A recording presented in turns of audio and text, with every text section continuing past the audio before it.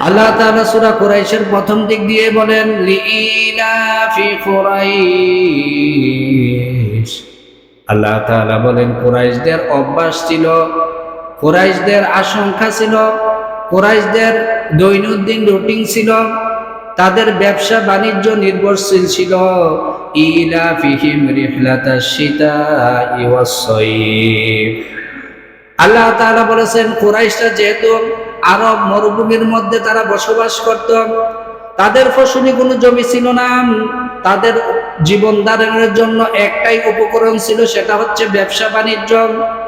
তারা ব্যবসা বাণিজ্যের জন্য বিভিন্ন দেশ ভ্রমণ করত, বিশেষ করে তারা শীত এবং গ্রীষ্মকাল রিহলাতা শীতা ওয়াস সইফ, শীতা হচ্ছে শীতকাল আর সইফ হচ্ছে গ্রীষ্মকাল। যেহেতু পৃথিবীর ওয়েদারটা এই দুইটা ভাগে অধিকাংশ ক্ষেত্রে বিভক্ত, হয় শীত নয় গরম, এই দুইটা ভাগে বিভক্ত করেছেন আল্লাহ তাআলা কোরআনের মধ্যে। আর কুরাইশরা শীতকালের মধ্যে তারা ব্যবসা করার জন্য ফিলিস্তিন এবং সিরিয়ার দিকে যাইত। যেহেতু সিরিয়া এবং ফিলিস্তিন ছিল শীত প্রধান অঞ্চল, তারা ওই অঞ্চলের মধ্যে শীতকালের মধ্যে তারা সিরিয়া এবং ফিলিস্তিনের মধ্যে ব্যবসা করার জন্য যাইত। আর গ্রীষ্মকালের মধ্যে তারা আরবের দক্ষিণ দিকে ব্যবসা বাণিজ্য করার জন্য যাইত। বলুন সুবহানাল্লাহ। এই দুইটা সিজনে তারা দুই দিকে বিভক্ত হইত। এখানে বলার উদ্দেশ্য হচ্ছে আল্লাহ তাআলা শীত এবং গ্রীষ্ম নামে দুইটা ঋতু বিভক্ত করেছেন। যদিও আমাদের দেশটা হচ্ছে 6 ঋতুতে বিভক্ত। বিশেষ করে আপনি যদি মূলগতভাবে দেখেন আসলেই পৃথিবীতে ঋতু কয়টা? 2টা। আমরা হয়তোবা কল্পনার আঙ্গিকে বিভিন্ন রকমের ফল ফলাদি এবং ফসল কাটার জন্য আমরা ঋতুটাকে বিভিন্ন ভাগে বিভক্ত করেছি, কিন্তু আল্লাহর কাছে ঋতু হচ্ছে কয়টা? 2টা। একটা হচ্ছে শীত আর একটা হচ্ছে গ্রীষ্ম। আর শীতকালটা হাদিস শরীফের মধ্যে আসছে, আল্লাহ রাসূল বলছেন এটা হচ্ছে ইবাদতের বসন্তকাল। বলুন সুবহানাল্লাহ।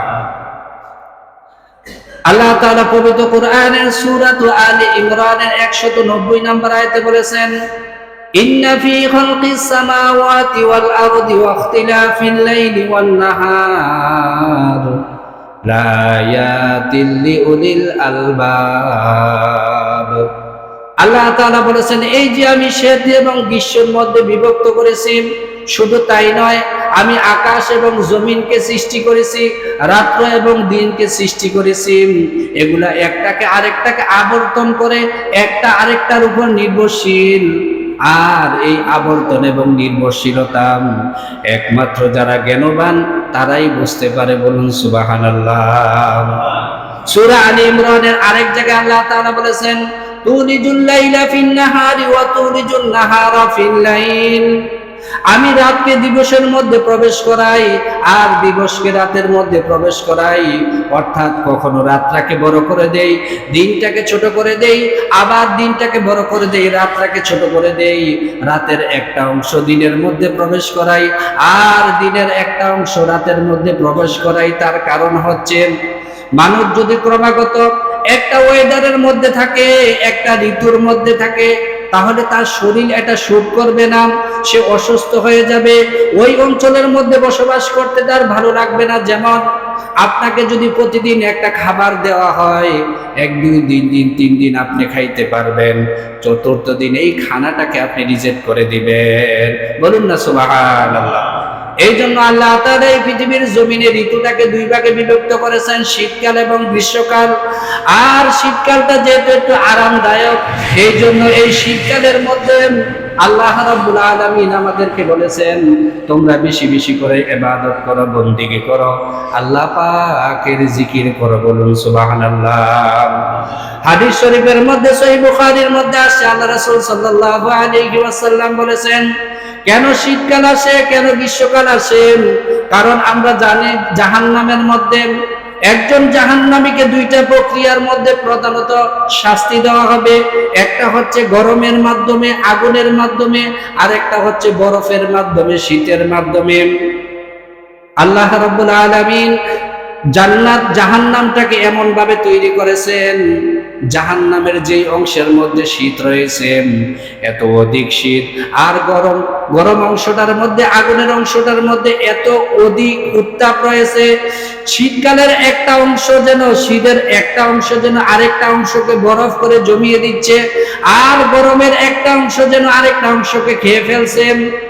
এক সময় এসে ওই গরম এবং শীতের অংশটা আল্লাহর কাছে প্রার্থনা করে, আল্লাহ তাআলা আমাদের উত্তাপ এতই বেড়ে গেছে, আমাদের এই অঞ্চলের শীতটা এতই বেড়ে গেছে, আপনি যদি অনুমতি দেন তাহলে এই জমিনের মধ্যে আমরা একটা শ্বাস ফেলব, যার কারণে আমাদের জাহান্নামের গরমটা একটু কমবে, শীতটা একটু কমবে, যার মাধ্যমে আমরা নিজেদেরকে আত্মরক্ষা করতে পারবো।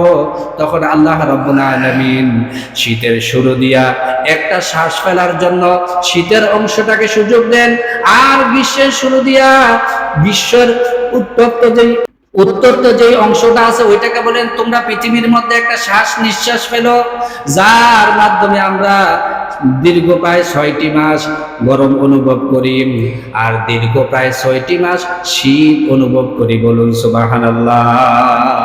সহিহ বুখারীর মধ্যে আল্লাহ রাসূল সাল্লাল্লাহু আলাইহি ওয়াসাল্লাম শীত এবং গ্রীষ্মের এই তারতম্য সম্পর্কে যত সন্দেহ, যত কাল্পনিক ধারণা আছে সবগুলা তিনি তার উত্তর দিয়ে গেছেন। বলুন আলহামদুলিল্লাহ।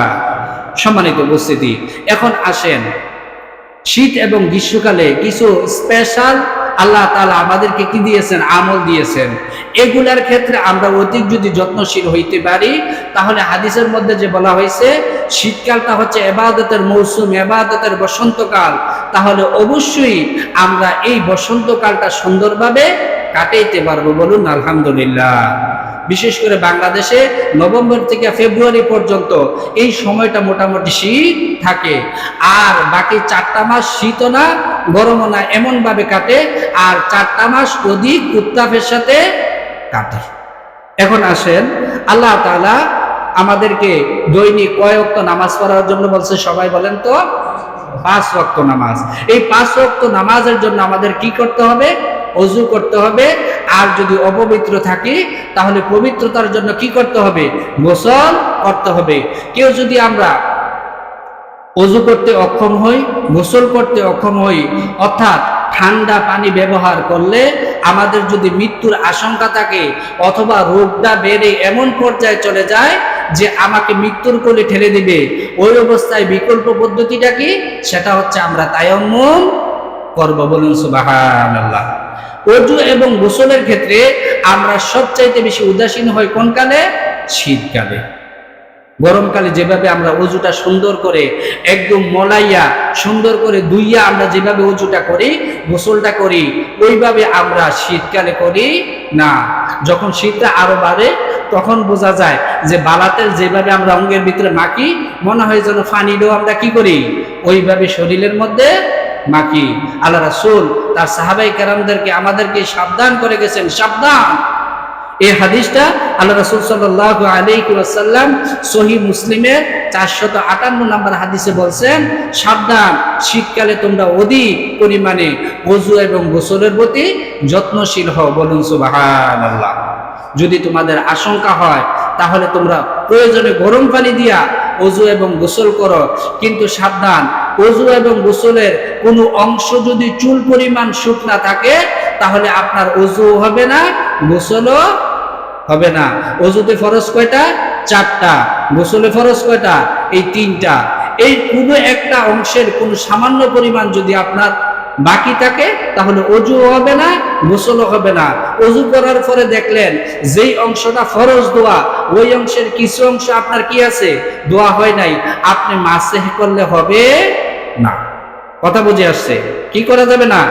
মাসেহ করা যাবে না। কি করতে হবে? দৌত করতে হবে।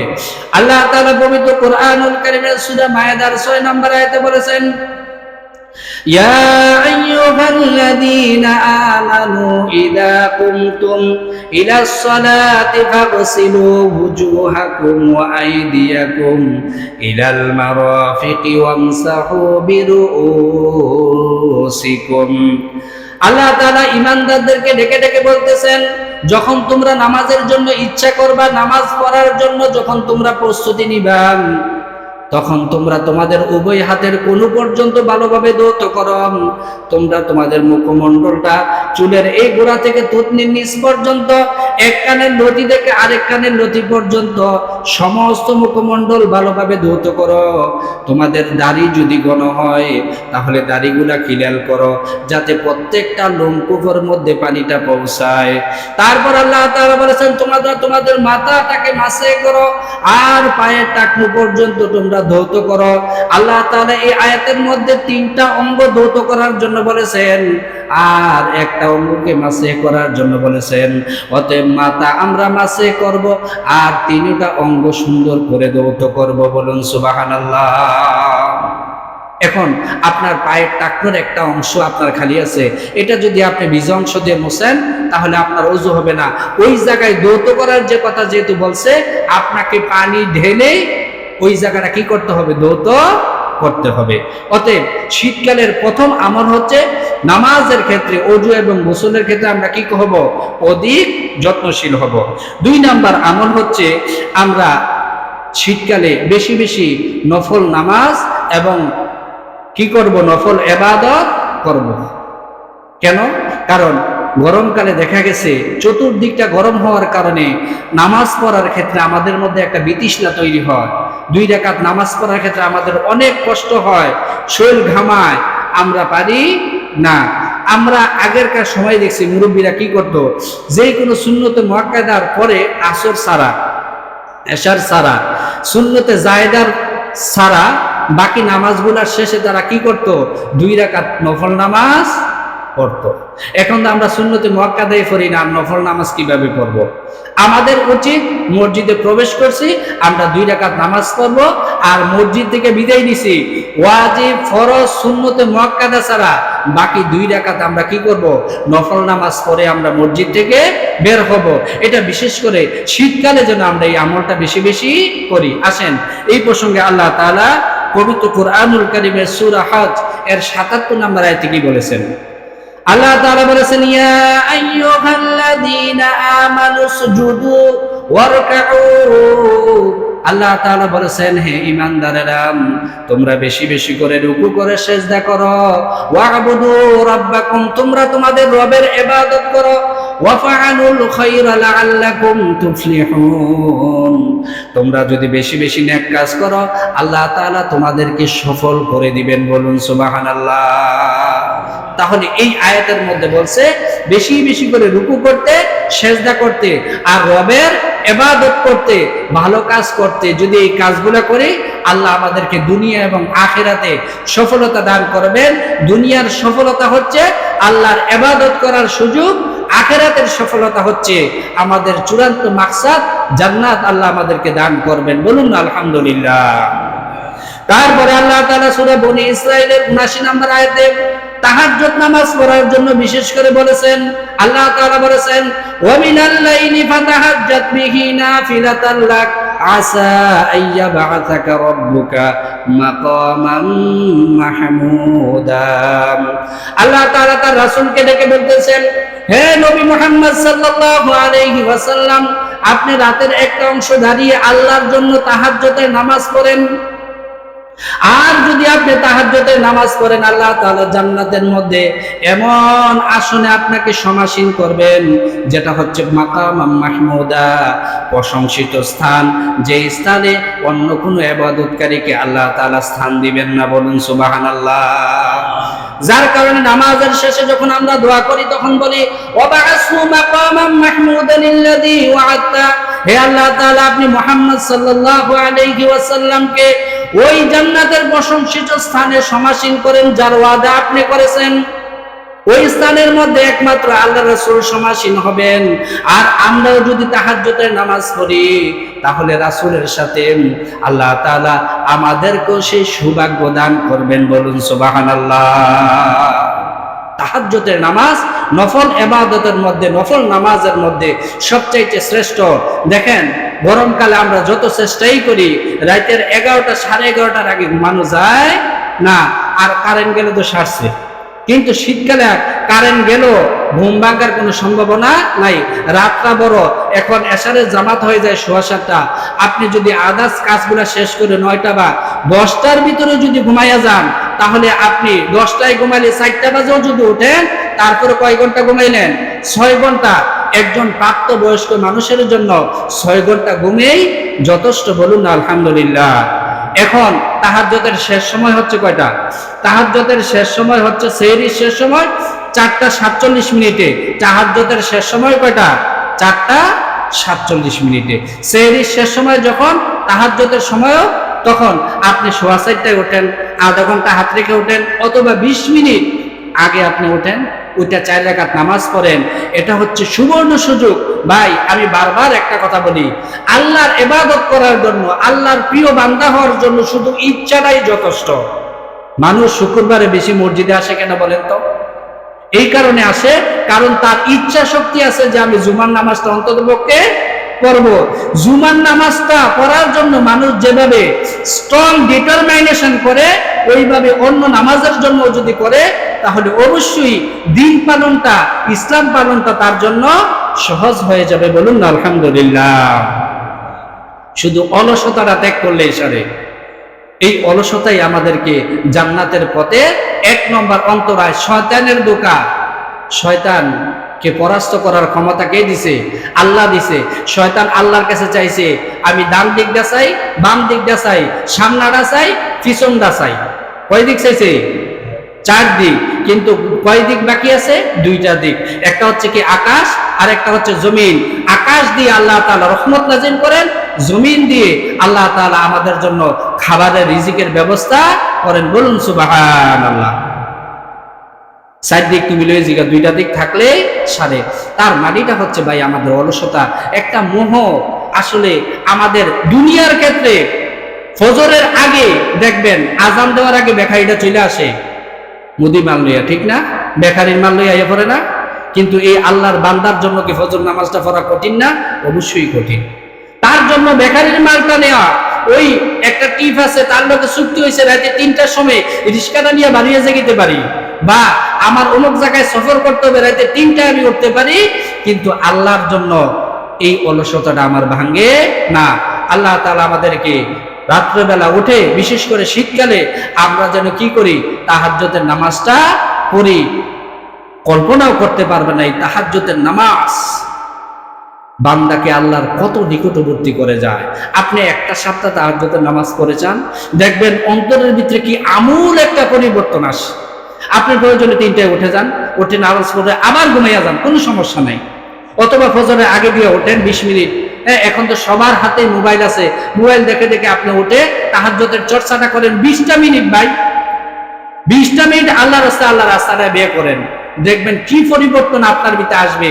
আগে যেই কাজগুলো আল্লাহ রাস্তায় করতে কঠিন হয়, ওই কাজগুলো ওই তাহাজ্জুদের বদৌলতে আল্লাহ সহজ করে দিবেন, বলুন সুবহানাল্লাহ। অতএব শীতকালে স্পেশাল যে 2য় নাম্বার আমলটা, সেটা হচ্ছে আমরা বেশি বেশি নফল নামাজ এবং তাহাজ্জুদের নামাজ এবং কোরআন তেলাওয়াত করব। আল্লাহ তাআলা আমাদেরকে তৌফিক দান করুন, আমরা সকলে বলি আমিন।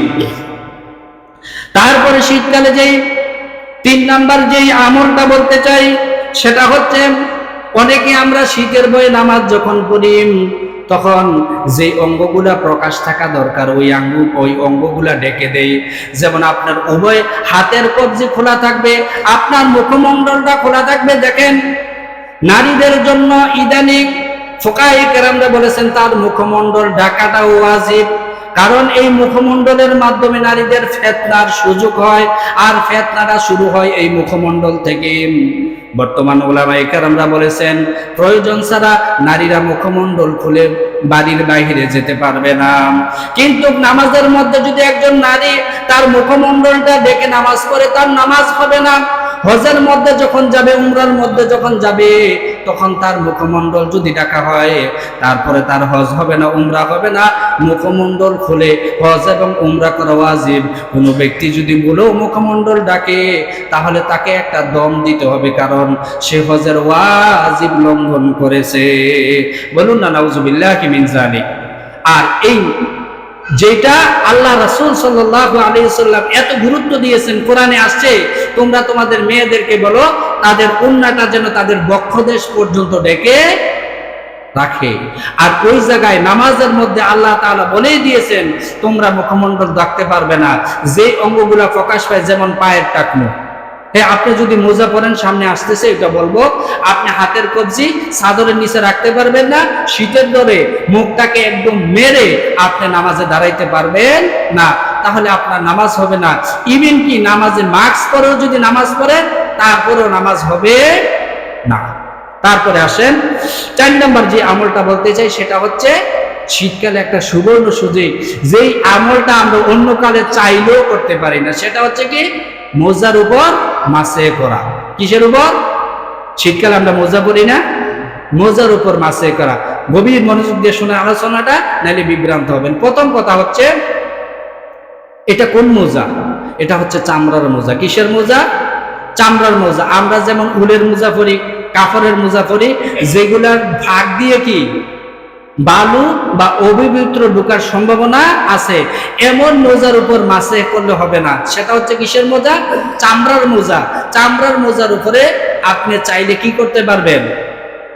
আপনি যদি মুসাফির না হয়ে স্থানীয় হন, তাহলে একদিন এক রাত্র পর্যন্ত, অর্থাৎ 5 ওয়াক্ত নামাজ আপনি কি করতে পারবেন? মোজার উপর মাসে করে পা মোজা খুলে, চামড়ার মোজা খুলে, আপনার ধোয়ার প্রয়োজন নাই, এটার উপর মাসে করলে আপনার কি হয়ে যাবে?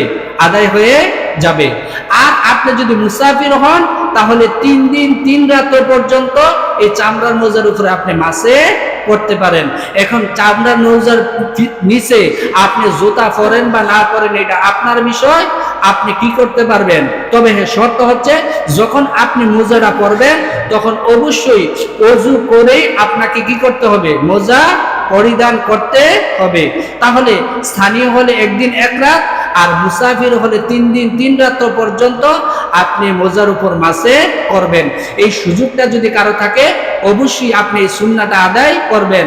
কারণ নামাজের অন্যান্য মাসালার উপর এত হাদিস আল্লাহ রাসূল বলে যান নাই, মোজার উপর মাসে করাটা যত গুরুত্ব তিনি দিয়ে গেছেন। কিন্তু মোজার উপর মাসে করাটা এটা আহলে সুন্নাত ওয়াল জামাতের একটা গুরুত্বপূর্ণ আমল। আপনি দেখেন শিয়া যারা আছে, কাদরিয়া আছে, জাবরিয়া যারা আছে, অন্য অন্য ফেরকার আছে, তারা মোজার উপর মাসে করাকে হারাম মনে করে। কিন্তু আমরা আহলে সুন্নাত ওয়াল জামাতের অনুসারী যারা, বিশ্বাসী যারা, আমরা মোজার উপর মাসে করাকে সুন্নতে মুআক্কাদা বলে মনে করি। কারণ আল্লাহ রাসূল এর উপরে অধিক পরিমাণে গুরুত্ব দিয়েছেন। তাহলে শীতকালে 4 নম্বর যে গুরুত্বপূর্ণ আমল সেটা হচ্ছে আমরা মোজার উপর মাসে করব। আর 5 নম্বর যে আমলটা সেটা হচ্ছে আমরা বেশি বেশি করে নফল রোজা রাখবো। বলুন না আলহামদুলিল্লাহ।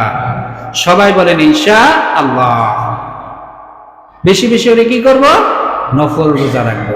নফল রোজা আপনি যদি চান তাহলে সোমবার, বৃহস্পতিবার রাখতে পারেন। আপনি যদি চান যে না আমি আরো রাখবো, তাহলে আপনি চন্দ্র মাসের 13, 14, 15 তারিখে আপনি রোজা রাখতে পারেন। সাহাবায়ে কেরাম এবং রাসূলের আমলটা কেমন ছিল আসেন জানি। আল্লাহর হাবিব সাল্লাল্লাহু আলাইহি ওয়াসাল্লাম শীতকালের মধ্যে তিনি এমন ভাবে নফল রোজা রাখতেন, তিনি রোজা ভাঙতেন না। একাদশে 3 দিন, 5 দিন, 7 দিন পর্যন্ত তিনি রোজা রাখতেন, কিন্তু তিনি ইফতার করতেন না, সেহরিও খাইতেন না। এটাকে ফিকহের ভাষায় বলা হয় সওমে উসাল। লাগাতার তিনি রোজা রাখতেন। আল্লাহ রাসূলের এই আমলটা দেখে সাহাবায়ে কেরামরাও লাগাতার রোজা রাখা শুরু করলো। আল্লাহ রাসূল সাল্লাল্লাহু আলাইহি ওয়াসাল্লাম দেখলেন যে সাহাবায়ে কেরামরা তার অনুসরণ করতে যে তারা দুর্বল হয়ে যাচ্ছে, তারা রোগাক্রান্ত হয়ে যাচ্ছে, অসুস্থ হয়ে যাচ্ছে। রাসূল সাহাবায়ে কেরামদেরকে ডেকে বলতেছেন, হে আমার সাহাবারা শুনো, আল্লাহ তাআলা আল্লাহু ইউতঈমুনি ওয়া ইয়াসকিনি, আল্লাহ তাআলা আমাকে খাওয়ান এবং পান করান। দুনিয়ার জাগতিক যে খাবার আছে ওই খাবারের পাশাপাশি আল্লাহ তাআলা রূহানিগতভাবে আমাকে খাওয়ান এবং পান করান। অতএব আমি যদি লাগাতার রোজা রাখি আমি অসুস্থ হব না। কিন্তু তোমাদেরকে যেহেতু আল্লাহ তাআলা খাওয়ানো না পানও করান না, রুহানিগতভাবে তোমরা অসুস্থ হয়ে যাবে। অতএব এই সৌমে উসালের ক্ষেত্রে লাগাতার রোজার ক্ষেত্রে তোমরা আমার অনুসরণ করিও না। তোমরা যদি চাও তাহলে তোমরা তোমাদের নবী ইয়াকুব নবীর মতন অনুসরণ করতে পারো, আইয়ুব নবীর মতো অনুসরণ করতে পারো। সে একদিন রোজা রাখতো, আরেকদিন রোজা ভাঙতো। অথবা তোমরা সোমবার অথবা বৃহস্পতিবার রোজা রাখতে পারো, অথবা চন্দ্র মাসের 13, 14, 15 তারিখ তোমরা রোজা রাখতে পারো। এভাবে যদি রোজা রাখো তাহলে আল্লাহ তাআলা তোমাদেরকে অগণিত বরকত দান করবেন। বলুন সুবহানাল্লাহ। আল্লাহ তাআলা এই প্রসঙ্গে সূরা বাকারার 184 নম্বর আয়াতে বলেছেন, ওয়া আনতাসুমু খায়রুল লাকুম ইন কুনতুম তা'লামুন। আর যদি তোমরা অধিক পরিমাণে রোজা রাখো সেটা তো তোমাদের জন্য কল্যাণকর। আর এই রোজার উপলব্ধি যদি তোমরা করো তাহলে অবশ্যই রোজা রাখা তোমাদের জন্য সহজ হয়ে যাবে। বলুন না সুবহানাল্লাহ। তাহলে আমরা যারা দেখেন অনেকেই ডায়াবেটিক্স কন্ট্রোল করার লাগা, ডায়েট কন্ট্রোল করার লাগা সকালবেলা উঠটা দৌড়াই, বিকালবেলা উঠটা দৌড়াই। আমরা কি করি? বিভিন্ন রকমের ওষুধ সেবন করি, বিভিন্ন রকমের ম্যাটেরিয়ালস কিনে আমরা জিন্সে যাই কি করার জন্য? শরীর এবং ডায়েট কমার জন্য। কিন্তু আল্লাহ তাআলা এমন একটা সিস্টেম আমাদেরকে দিয়েছেন, আমরা যদি সেই পদ্ধতিটা নিয়মিত যদি আমরা সোমবার, বৃহস্পতিবার অথবা চন্দ্র মাসের 3 দিন যদি রোজা রাখি, আপনি আমলটা করে দেখেন, আপনার ডায়াবেটিস হবে না, হার্টেরও সমস্যা হবে না, কিডনিতেও সমস্যা হবে না, আপনি দুর্বল হইবেন না। আপনাকে হাজার হাজার টাকা ডায়েট কন্ট্রোলের জন্য খরচ করাও লাগবে না। আপনি সকালবেলা যেই দৌড়ান লাগে, বিকালবেলা যেই দৌড়ান লাগে, এটাও আল্লাহ তাআলা কি করে দিবেন? হেফাজত করে দিবেন। তবে শর্ত হচ্ছে যখন রোজা রাখবো তখন যেন আমাদের এই নিয়ত না থাকে যে আমরা ডায়েট কন্ট্রোল করার জন্য রোজা রাখতেছি। এই নিয়ত করলে তাহলে আপনি রোজার কোনো সওয়াব পাবেন না। কারণ রোজা রাখবো কার জন্য? আল্লাহর জন্য। ইবাদত করব কার জন্য? আল্লাহর জন্য। যত ইবাদত আছে মানুষকে দেখানোর জন্য না, নিজের শরীরের উপকারের জন্য না, আল্লাহর সন্তুষ্টির জন্য রাখেন। ভোগ দিছে কে? আল্লাহ দেয় নাই। হেফাজত করবে কে? আল্লাহ। বলুন না আল্লাহু আকবার। তাহলে আমরা চেষ্টা করব বেশি বেশি করে নফল রোজা রাখার জন্য। তারপরে আমরা বেশি বেশি করে আল্লাহর শুকরিয়া, কৃতজ্ঞতা প্রকাশ করব। কারণ আমরা শীতকালে যত সুস্বাদু খাবার খাই, বিশেষ করে অন্য সময় কি এতটা পাই না। শাকসবজি উৎপন্ন হয়, ফল ফলাদি আমাদের ঘরের মধ্যে চলে আসে। এটা আল্লাহ তাআলা বড় একটা নিয়ামত, সবচাইতে বড় নিয়ামত। হ্যাঁ, আমি আমাদের স্থানীয় ভাষায় বলি, দেখবেন গ্রীষ্মকালে যত তরকারি নষ্ট হয়, খাবার নষ্ট হয়, শীতকালে কি হয়? বলুন না সুবহানাল্লাহ। আল্লাহ কত বড় একটা নিয়ামত এই শীতকালে আমাদেরকে কি করছেন? দিচ্ছেন। আসেন আমরা সূরা আবাসা থেকে, আল্লাহ তাআলা সূরা আবাসা 24 থেকে 32 নম্বর আয়াত পর্যন্ত শীতকালে যে অগণিত ফল আল্লাহ তাআলা আমাদেরকে দান করেন সেটা তিনি উল্লেখ করে দিয়েছেন। বলুন আলহামদুলিল্লাহ। আল্লাহ তাআলা সূরা আবাসার মধ্যে বলেছেন, ফালিয়ানজুরিল ইনসানু ইলা তুআমি। আল্লাহ তাআলা বলেছেন মানুষেরা তার খাবারের দিকে একবার নজর করে তাকাক। আন্না সবাবনাল মাআ সবা। আমি তার খাবারের প্রত্যেকটা অংশের মধ্যে পানি দান করেছি। অর্থাৎ যত খাবারে আমি তাকে দান করি প্রত্যেকটা খাবারের মধ্যে পানি মিশ্রণ করে দিয়েছি। আর খাবারের মধ্যে যদি পানি না থাকতো তাহলে মানুষ এটা খাইতে পারতো না।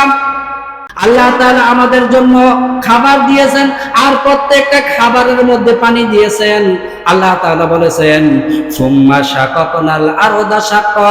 মানুষকে জমিন বিদীর্ণ করে আমি রিজিকের ব্যবস্থা করেছি। বলুন সুবহানাল্লাহ। সুম্মা শাকাকনাল আরদা শাক্কা। আমি যেই জমিনটাকে বিদীর্ণ করেছি চাষাবাদের উপযুক্ত করে দিয়েছি। আপনি যদি পাথরের মধ্যে একটা বীজ বপন করেন, পাথরের মধ্যে কি হবে না? ফল ফলাদি হবে না।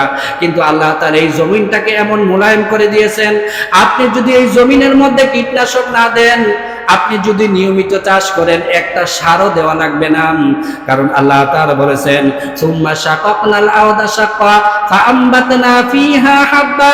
আল্লাহ তাআলা এই জমিন থেকে শস্য উৎপাদন করেন, তারপরে আল্লাহ তাআলা বলেছেন ফাআমবাতনা ফিহা হাব্বা ওয়া ইনাবা ওয়া কদবাম। আল্লাহ তাআলা বলেছেন আমি তোমাদের জন্য আঙ্গুর ফলাই, বিভিন্ন রকমের শাকসবজি ফলাই, ওয়া যাইতুনা ওয়া নাখলাম, তোমরা তোমাদের খাবারটাকে পাক করার জন্য তেল উৎপন্ন করে দেই, আর তোমাদের জন্য খেজুরের ব্যবস্থা করে দেই। তারপরে আল্লাহ তাআলা বলেছেন ওয়া যাইতুনা ওয়া নাখলা ওয়া ফাকিহাতা ওয়া আব্বা, আমি তোমাদের জন্য বিভিন্ন রকমের ফলের ব্যবস্থা করেছি, তোমাদের প্রাণীদের জন্য ঘাসের ব্যবস্থা করেছি।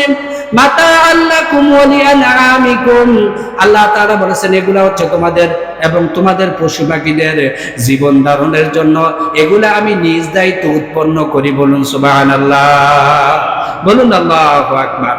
তাহলে শীতকালে আল্লাহ তাআলা এত সুস্বাদু ফলের ব্যবস্থা আমাদের জন্য করে থাকেন।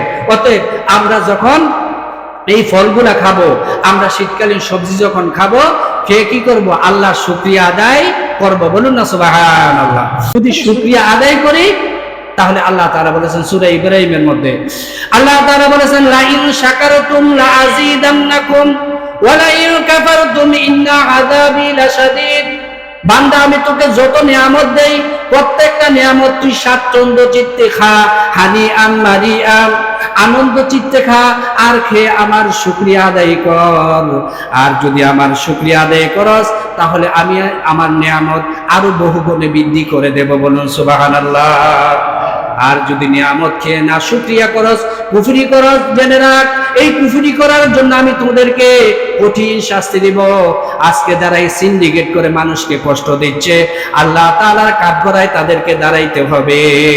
বলুন না নাউজুবিল্লাহি মিন যালিক। আল্লাহ তাদেরকে হেদায়েত দান করুক। যারা সিন্ডিকেট করে, যারা মজুরদারি করে, আল্লাহ রাসূল বলেছেন তাদের উপরে আল্লাহ লানত অগণিত বর্ষণ হইতেই থাকবে। মানে উপস্থিতি, সংক্ষেপে আরো কিছু আমলের কথা বলছি। সেটা হচ্ছে শীতকালে কি হয়, মানুষ অনেক কষ্ট থাকে। আপনার 3টা জ্যাকেট আছে, একটা জ্যাকেট একজনকে দান করেন। শীতার্ত আত্মমানবতার সেবায় আমাদেরকে আত্মনিয়োগ করতে হবে।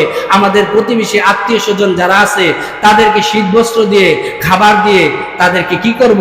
সহযোগিতা করব।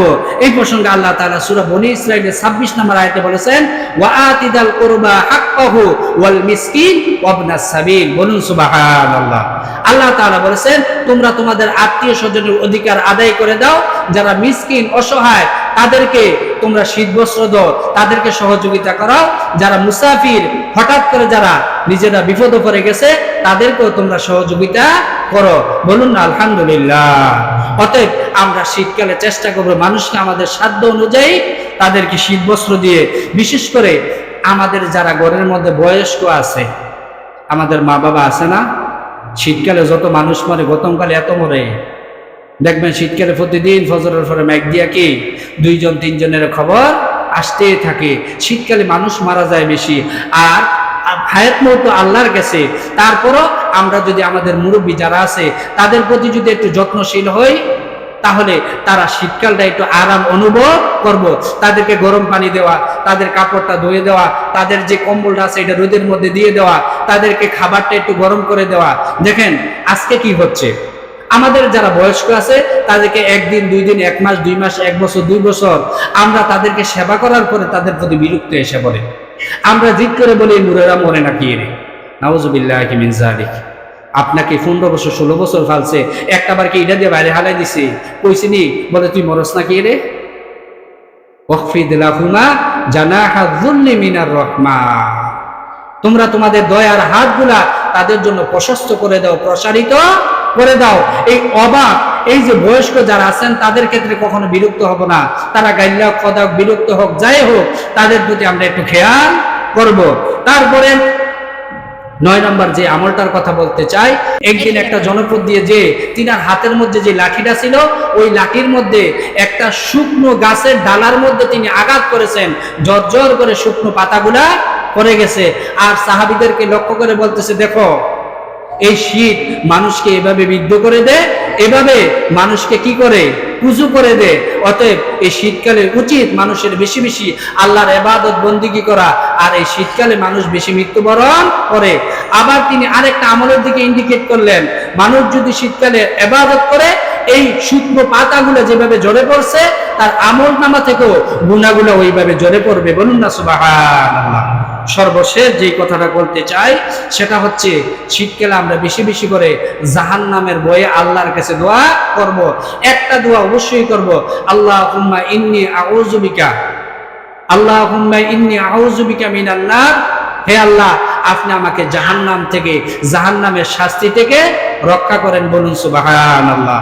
অথবা আল্লাহুম্মা আজিনি মিনান নার, আল্লাহুম্মা আজিনি মিনান নার, আল্লাহুম্মা আজিনি মিনান নার। হে আল্লাহ, আপনি আমাকে জাহান্নামের শাস্তি থেকে বাঁচান। শীতকালে আল্লাহ রাসূল বেশি বেশি করে সাহাবায়ে কেরামরা এই দোয়াটা করতেন। আল্লাহ তাআলা শীতের এই অনিষ্টতা থেকে আল্লাহ তাআলা হেফাজত করুন। শীতের এই যে আমলের বসন্তকাল, বেশি বেশি করে যেন আমরা নেক আমল করতে পারি, সেই মন মানসিকতা, সেই শারীরিক শক্তি, সেই সুযোগ আল্লাহ তাআলা আমাদেরকে দান করুন। আমরা সকলে বলি আমিন। আসসালামু আলাইকুম ওয়া রাহমাতুল্লাহ।